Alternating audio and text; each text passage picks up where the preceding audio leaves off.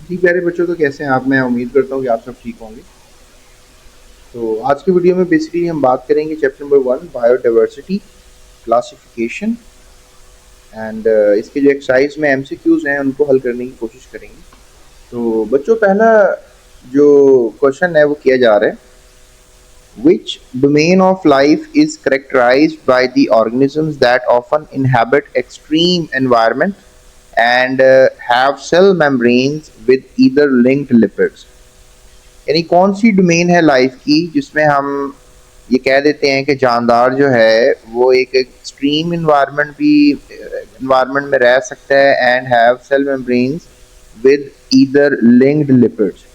और extreme environment रहने के बावजूद जो है उसके अंदर ईथर लिंक्ड लिपिड्स होते हैं, यानी कि उसके जो लिपिड्स होते हैं, ठीक है, उसकी मेम्ब्रेन में आपको पता है कि मेम्ब्रेन सेल मेम्ब्रेन में लिपिड होते हैं, फॉस्फोलिपिड्स वगैरह, लेकिन उनमें ईथर भी होता है। So that is what very good question they are asking. तो इसका जवाब जो है हम ये ले सकते हैं, ठीक है। तो इसका जवाब हम बेसिकली बी आर्चिया लेंगे। And now you will be thinking कि सर जो बी आर्चिया है ये ठीक जवाब जो है वो कैसे, ठीक है। तो इसके पीछे जो है ये बुनियादी रीज़न जो है हम बना सकते हैं दैट आर्चिया आर फेमस एक्सट्रेमोफाइल्स। मतलब आर्चिया बहुत ड्रास्टिक कंडीशंस में रहने के काबिल होते हैं, अनलाइक बैक्टीरिया एंड यूकरिया। जबकि बैक्टीरिया और यूकरियोटिक सेल जो होते हैं ये ड्रास्टिक कंडीशंस में नहीं रह सकते, यानी आर्चिया बहुत ज़्यादा टेम्परेचर और बहुत ड्रास्टिक टेम्परेचर्स में रह सकते हैं। Which have ether linked lipids, यानी कि आर्चिया में बेसिकली ईथर लिंक्ड लिपिड्स होते हैं और बैक्टीरिया और यूकरिया में नहीं होते। So archaea possesses ether linked lipids in their cell membranes, और आर्चिया में जो है वो होते हैं ये जो मैं आपको बता रहा हूँ ईस्टर लिंक्ड लिपिड्स, ठीक है। You call them as ether linked lipids. तो archaea possesses ether linked lipids in, अच्छा ये मैंने गलती से जो है आपको लिख दिया यहाँ पे ईथर। यहाँ पे ये बेसिकली जो बैक्टीरिया और यूकरिया होते हैं इनमें ईस्टर लिंक्ड लिपिड्स होते हैं, ठीक है। मतलब एवरीबडी नोज, आपने फंक्शनल ग्रुप्स नहीं पढ़े हुए तो आपको पढ़ने चाहिए कि जो ईस्टर्स होते हैं बेसिकली उनके कार्बोनाइल के जो एक तरफ है दैट इज ओ आर, ठीक है, और इधर आर होगा। जो कि ईथर्स होते हैं उनके ऑक्सीजन के दोनों तरफ जो है वो आर होता है।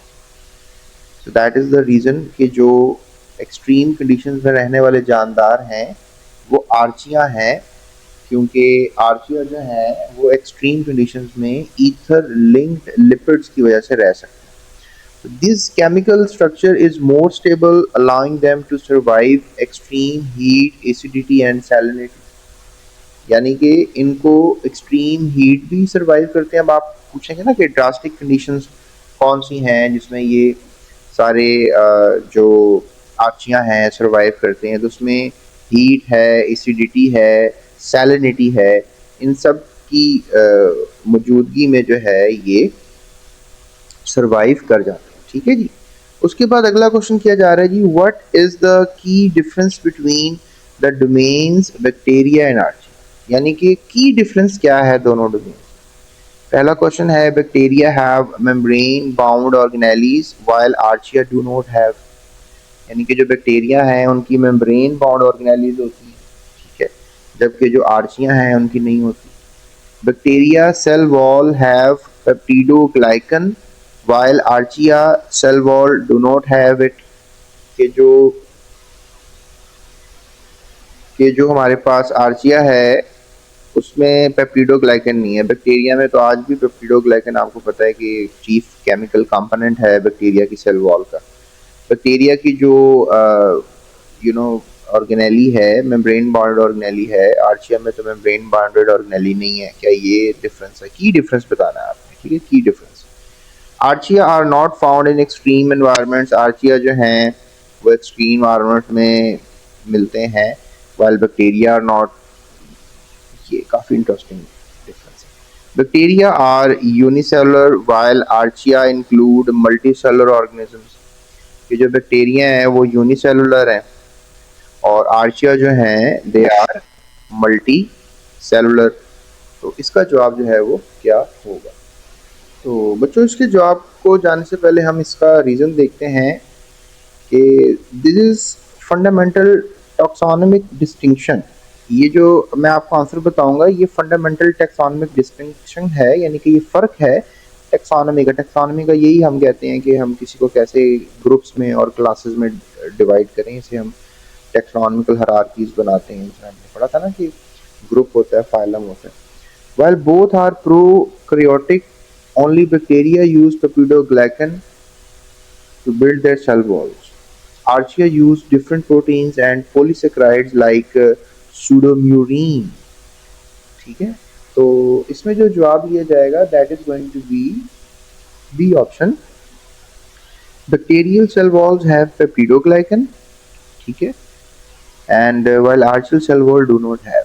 तो ये की डिफरेंस होता है। बाकी मैंने देखे हैं कि कुछ बैक्टीरिया जो हैं वो बहुत ज़्यादा टेम्परेचर पे, इवन 100 डिग्री टू 120 डिग्री पे भी सर्वाइव कर जाते हैं। आपको काफ़ी अमेजिंग लग रहा होगा, लेकिन देर आर सर्टन बैक्टीरिया जो हाइड्रोथर्मल थर्मल वेंट्स में रहते हैं।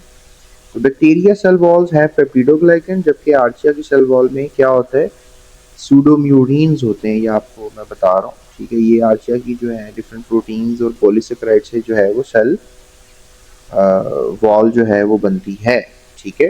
तो दैट इज़ द रीज़न कि भाई इनमें ये की डिफरेंस है, ये एक फंडामेंटल टैक्सोनॉमिक डिस्टिंक्शन है।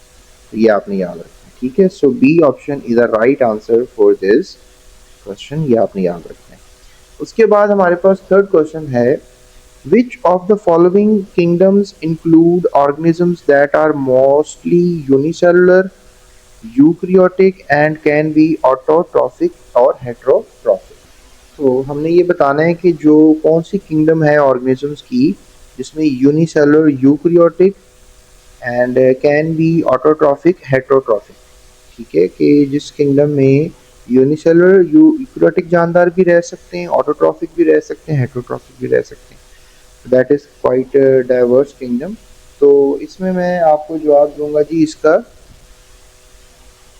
That is going to be option number 3, kingdom Protoctista या किंगडम प्रोटिस्टा, ठीक है। इसको हम किंगडम प्रोटॉक्टिस्टा भी कहते हैं और किंगडम प्रोटिस्टा भी कहते हैं, याद रखिएगा। प्रोटिस्टा भी कह देते हैं और प्रोटॉक्टिस्टा भी कह देते हैं। सो ये इसका जवाब है फंजाई, एनिमिलिया, प्लांटी और प्रोटॉक्टिस्टा। इसमें से जवाब आप डी लगा लें। और इसके पीछे रीज़न क्या है कि हम प्रोटॉक्टिस्टा को क्यों इंक्लूड कर रहे हैं, क्योंकि किंगडम प्रोटिस्टा जो है catch all group of eukaryotes that aren't plants, animals और fungi. It includes unicellular organisms like amoeba that is heterotrophic and algae that is autotrophic. यानी कि इसमें बहुत से जानदार जो है हम ऐड करते हैं, जिस वजह से जो है इसका जवाब मैं आपको ये बता रहा हूँ, ठीक है। सो चलते हैं तीसरे क्वेश्चन की तरफ। तो चौथा क्वेश्चन जो है वो किया जा रहा है, in which kingdom are organisms predominantly multicellular. कौन से किंगडम में जो जानदार होते हैं वो प्रीडोमिनेंटली मल्टीसेलुलर होते हैं, ऑटोट्रॉफिक होते हैं and have cell walls made up of cellulose. यानी कौन सी किंगडम ऐसी है जिसमें सेल वॉल सेलुलोज की बनी हुई है। फंगस में तो सारी सेल वॉल ज़्यादातर चाइटिन की बनी होती है, प्रोटॉक्टिस्टा में वेरिएशंस मौजूद हैं, एनिमिलिया में सेल वॉल होती नहीं है। तो किंगडम प्लांटी ही हमारे पास एक ऑप्शन बचता है जिसमें सारी की सारी सेल वॉल सेलुलोज जो है इसकी बनी हुई होती है। So we can write C option is the right answer, because cellulose की बनी होती है सारी की सारी सेल वॉल। सो आपने याद रखना है इसमें क्या रीज़न मैं आपको दे सकता हूँ यहाँ पर, that kingdom basically plants are defined by being multicellular autotrophs producers that use cellulose to provide rigid structure to their cell walls, ठीक है। rigid structure देने की वजह से जो plants हैं उनके अंदर सेल वॉल मिलती है। आपको पता है ना कि गाड़ी भी अगर पौधे के ट्रंक को जाके टकरा जाती है तो पौधा जो है वो अपनी जगह पे स्टेबल रहता है, क्योंकि उसके अंदर जो एक फॉर्म और रिजिड स्ट्रक्चर है दैट इज सेल वॉल। तो सेल वॉल किसकी बनी हुई है, दैट इज सेलुलोज, जो कि इसको और मजबूती देता है। इसके अलावा सेलुलोज की भी टाइप्स होती हैं, तो फिर इंशाल्लाह किसी वीडियो में सेलुलोज की टाइप्स पे भी बात करेंगे। So which of the following criteria is commonly use to classify viruses, कौन सा क्राइटेरिया जो है वो ज़्यादातर यूज होता है वायरस की क्लासिफिकेशन के लिए। प्यारे बच्चों, their ability to cause specific diseases, के वायरसेस जो हैं वो मुख्तलिफ बीमारियां कर सकती हैं। The type of nucleic acids they contain, या उनमें किसी किस्म का जो है वो न्यूक्लिक एसिड होता है जिस वजह से आप इनको क्लासिफाई नहीं कर सकते, कुछ क्राइटेरिया नहीं बना सकते। मतलब वायरसेस को आपने अगर किसी ग्रुप में रखना है, जो हमारे पास 5 किंगडम्स हैं, तो आप किस बुनियाद पर उसको चूज करना चाहेंगे, डिजीज की बुनियाद पर, न्यूक्लिक एसिड की बुनियाद पर, डीएनए आरएनए होते हैं ना nucleic acid, the colour of the viruses particles, या वायरस का जो स्टेनिंग होती है तो जब वो कलर देता है उसकी बेस के ऊपर, द मोड ऑफ ट्रांसमिशन, या वो कैसे ट्रांसमिट होते हैं। तो इसका जवाब जो है बेसिकली बी ऑप्शन है, the type of nucleic acids they contain. तो क्लासिफिकेशन जब हम करते हैं वायरसेस की, हमने अब उसको किसी किंगडम में तो रख नहीं सकते, बिकॉज इसके इसके जो करेक्टरिस्टिक्स हैं, खसूसियात हैं, किसी भी किंगडम से नहीं मिलती। तो लेकिन फिर भी हम वायरसेस की क्लासिफिकेशन करते हैं कि उसके न्यूक्लिक एसिड की बेस के ऊपर।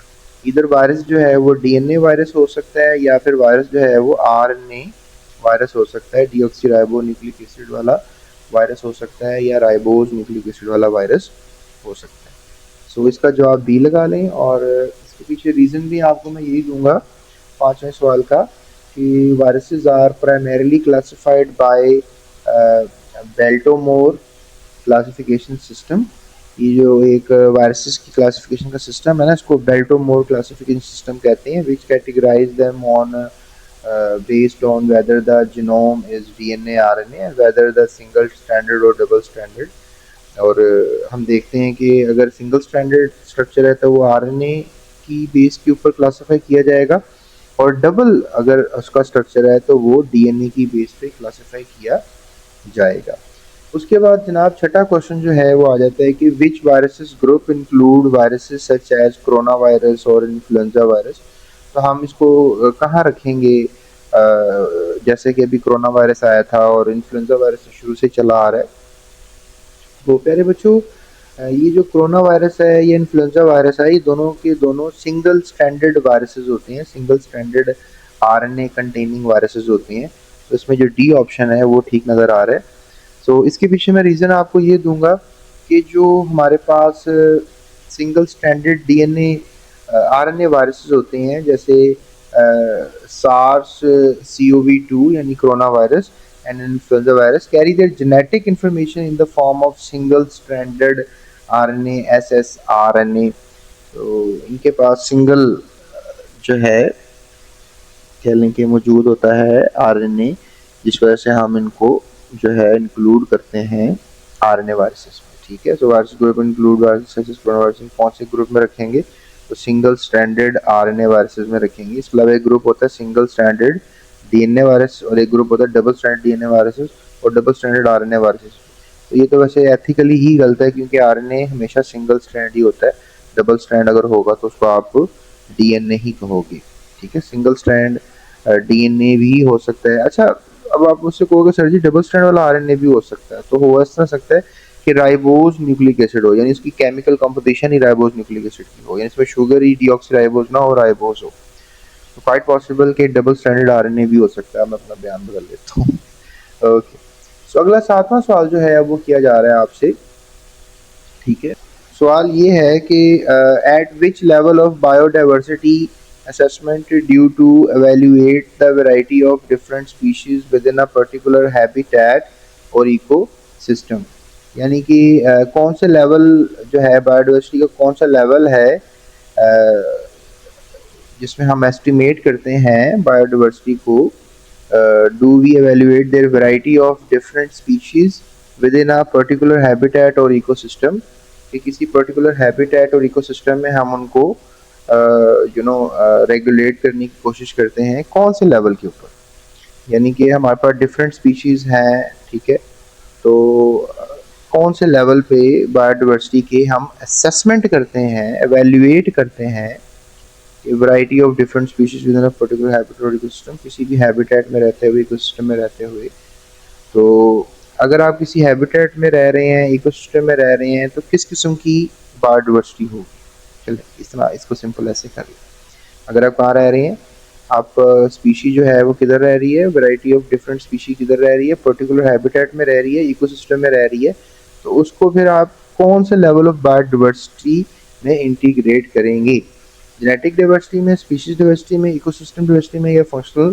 तो आपको देखें जवाब तो पता लग गया होगा, इसका जवाब जो है स्पीशीज डाइवर्सिटी। ठीक है, तो इसके पीछे रीज़न मैं आपको ये दूंगा, C option the right answer. और इसको मैं आपको रीज़न इसका पीछे ये दूंगा कि जो स्पीशीज़ हैं, diversity specifically refers to the number of richness and abundance, evenness of the different species in defined area। ठीक है, डिफाइंड एरिया को लेकर ही स्पीशीज को डिफाइन किया जाता है। Genetic diversity looks with in a single species, genetic diversity तो हम सिर्फ सिंगल स्पीशी में स्टडी करते हैं ना।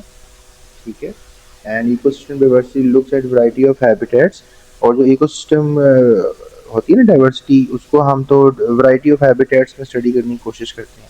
तो इसका जवाब जो है वो स्पीशीज डाइवर्सिटी ही होगा 7 क्वेश्चन का, ये आप अपनी मेमोरी में रखिएगा। ठीक है, चलिए अगला क्वेश्चन हल करते हैं। अगला क्वेश्चन ये किया जा रहा है कि which method is best suited for assessing the description of species across a gradient of environment conditions with in a single geographical area. यानी कि कौन सा मेथड जो है वो बेस्ट सूट करता है for assessing the distribution of species, जिसमें हम डिस्ट्रीब्यूशन ऑफ स्पीशीज के बारे में पढ़ सकें across a gradient of environmental conditions, यानी कि डिफरेंट एनवायरमेंटल कंडीशंस को लेके with in a single geographical area, एक किसी खास जियोग्राफिकल एरिया को लेकर। तो इस 8वें सवाल का जो है मैं आपको जवाब ये दूंगा कि बेसिकली इसमें जो है ना, ये आंसर बेसिकली है ट्रांजैक्ट सैम्पलिंग। ठीक है, सी ऑप्शन। अब यू विल बी थिंकिंग कि सर ये डिस्ट्रीब्यूशन ऑफ स्पीशीज को across a gradient of environment जो है वो देखा गया है condition with in a single geographical area को लेकर, तो इसका ट्रांजैक्ट सैम्पलिंग ही क्यों लिया जा रहा है, क्वाड्रेट सैम्पलिंग या पॉइंट काउंट्स या रिमोट सेंसिंग को क्यों नहीं आप बता रहे। तो बेटा जो ट्रांजैक्ट सैम्पलिंग है, ये बेसिकली द लाइन और path along which one records the other uh, one records the occurrence of the plants and animals. It is the standard method for studying how species change across environment gradients, say moving from a shore inland or up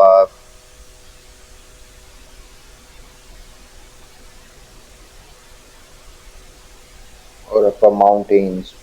यानी कि जो ये जो ट्रांजेक्ट line है या path है, ये एक अकरेंस ऑफ प्लांट्स और एनिमल्स का हमें ना एक बताता है।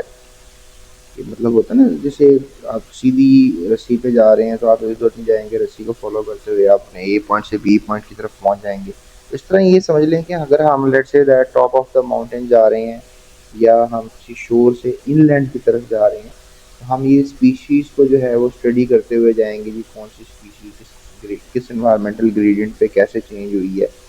तो इसको हम कहते हैं जी transect sampling. So which of the following, अगला क्वेश्चन हम कर लेते हैं। अब अगला क्वेश्चन जो कि 9 क्वेश्चन है वो किया जा रहा है